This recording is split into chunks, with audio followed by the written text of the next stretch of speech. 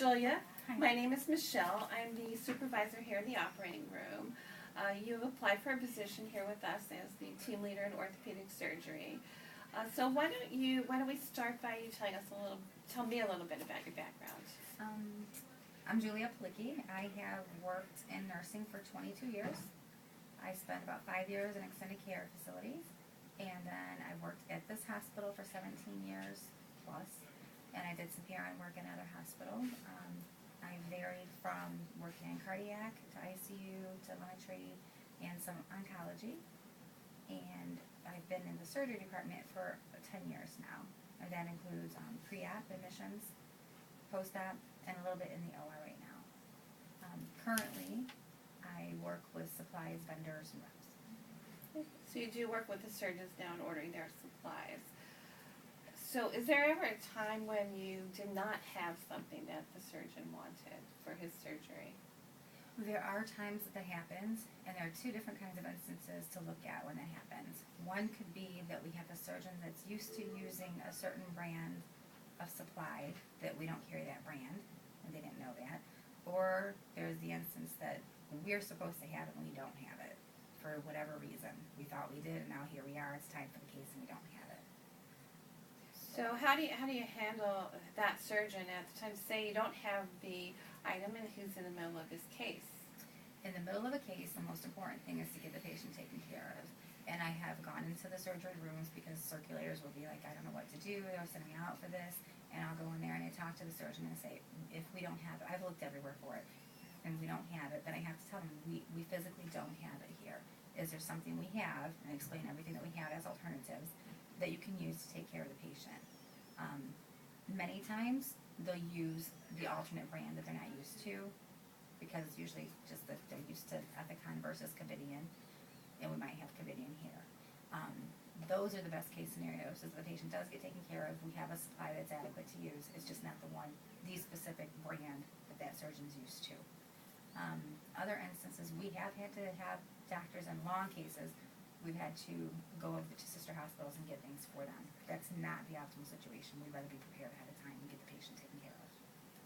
This position also is a team leader, so we'll need some team building here. So how do you get team building accomplished?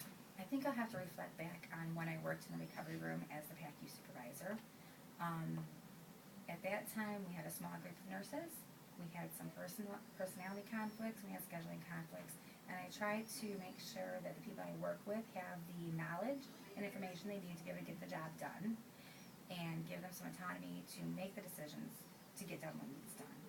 An example could be scheduling. We all know what time we are open to, what time we're closed till, we know how many nurses we have.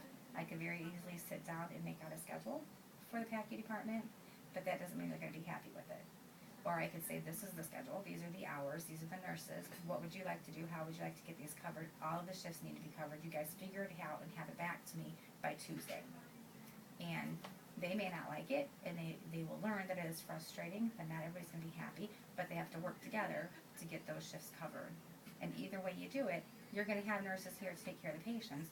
One way is the way I say, I want this person here, that person here.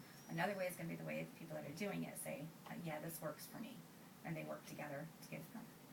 How do you handle if they do not work together? You have two employees that are not working together. How do you handle that? I think at some point you have to step in as a supervisor at that point and say, your FTE is this, your FTE is this, these are the shifts that still need to be covered, these are the hours that need to be covered. I can do it or you can do it, but it has to be covered. And if you're refusing to do it, then at that point it comes to be that they're refusing their assignment. And that's the assignment they've agreed upon when they've taken the position. It's a difficult position to be in, but at some point you might have to say that. You know, if you don't want to live up to your end of the contract that you signed in with when you got hired, then we may have to find other options that may not include you being part of our team. Because I like you, and I like that you're part of our team. I think you do well, but these people still need taken care of. How do you plan for your work week? Do you include your team in that plan for your schedule? Right now you order supplies. do you plan from your team members letting you know, or do you check the schedules, or? It's a working, it's a work in progress. I work with my teammates to, it's all integrated. We know what the schedules are. We know what supplies we need. We know when to order, and there's a lot of computerized applications that will tell us that we're low on this supply or that supply. And my teammate and I that I work with right now, we both know if I'm busy or she's busy, we can jump in and help the other one. And at the end of the day, the one that didn't do their stuff in the morning helps that one get done. So we all work together as far as getting the supplies together for the cases and getting everything done that needs to be done. And it involves speaking to each other to know, you know. Do you have any questions for me about the position?